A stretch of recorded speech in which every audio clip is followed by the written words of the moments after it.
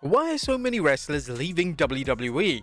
Djak is just the latest WWE superstar on his way out of the company, leaving fans wondering what is going on. Be sure to subscribe and hit that notification bell for daily wrestling videos and follow us on Facebook for exclusive lists.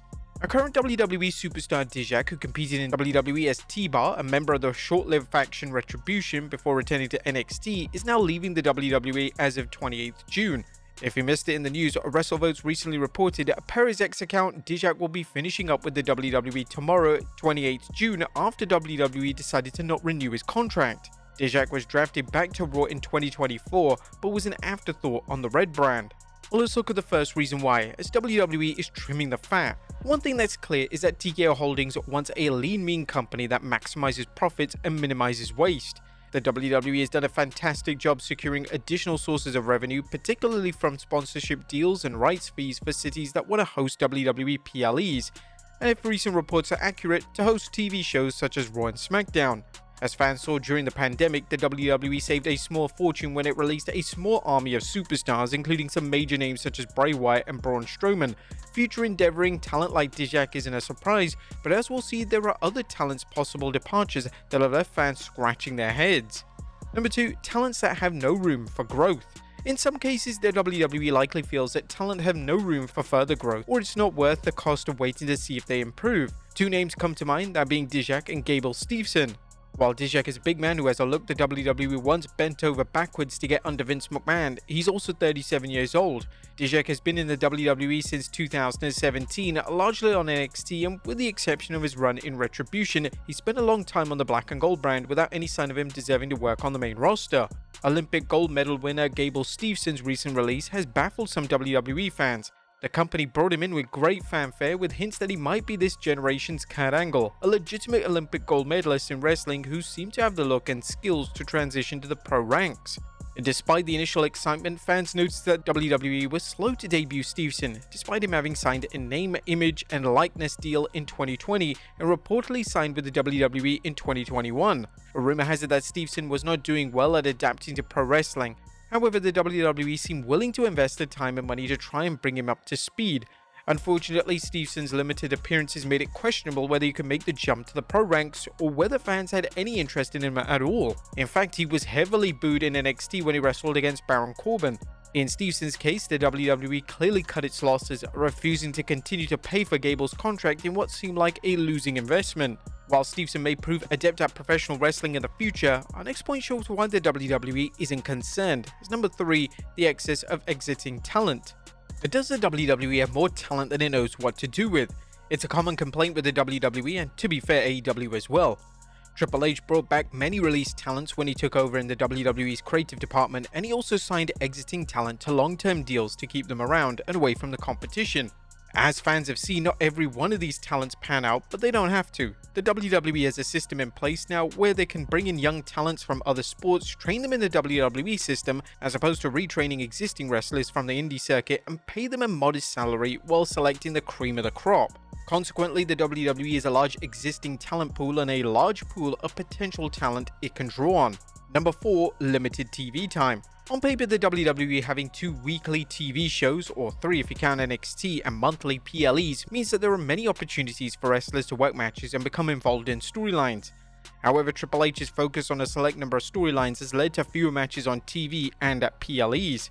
While many fans believe the quality of storytelling has improved with more consistency, less plot holes, and angles that don't insult fans' intelligence, Triple H limits how many storylines are going to go on and in the process how many matches there are. Despite his best efforts to give wrestlers more TV time by putting them into factions and booking matches with more superstars, there is far less time for WWE superstars than in the past. The result is that while Triple H likes to use wrestlers in different roles ranging from glorified extras to featured players, there are still many wrestlers who don't get TV time on anything resembling a regular basis. While many main event players like Seth Rollins, Drew McIntyre, Cody Rhodes and the Bloodline are featured regularly, other talents struggle for TV time, let alone any active storyline. This means that some wrestlers know that their future in the company means that they're going to be stuck putting over other talent with little chance of getting any time in the spotlight.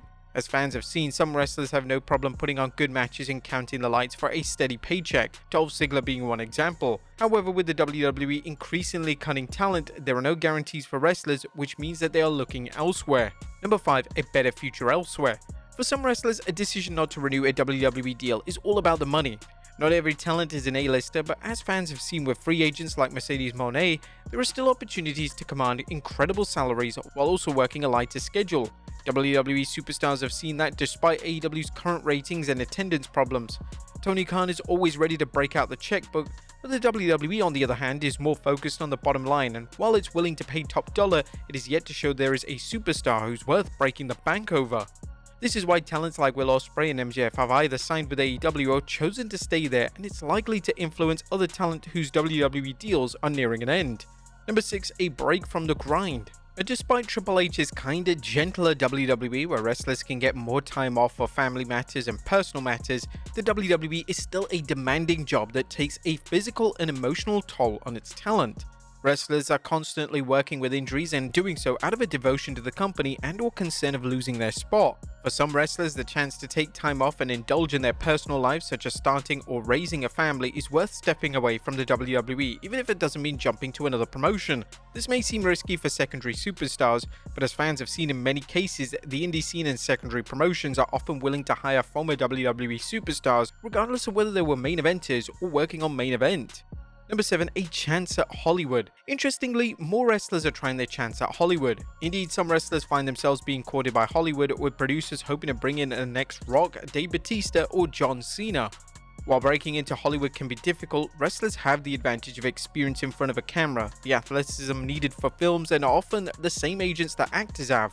Leaving the WWE, even if it's on a temporary basis, to pursue an acting career is a win-win situation. If a wrestler is signed to do a TV show or film, they may find better financial benefits.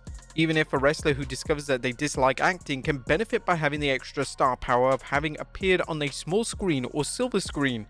Thus, when they return to wrestling, a promotion can hype their Hollywood cash and hopefully get the mainstream publicity most wrestling promotions kill for. Number 8. AEW's decline. Another reason why wrestlers are leaving the WWE is that the company no longer seems to feel the need to sign talent just to keep them from jumping to AEW.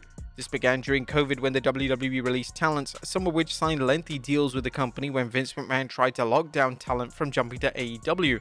That was when AEW was thriving and there was concern the promotion could put a dent in WWE's business. However, AEW's decline has only reinforced the idea that WWE needn't sign every existing talent in order to keep them from AEW. With few exceptions, AEW has failed to use many of the talents that jumped there when their WWE deals expired. And TKO Holdings' philosophy.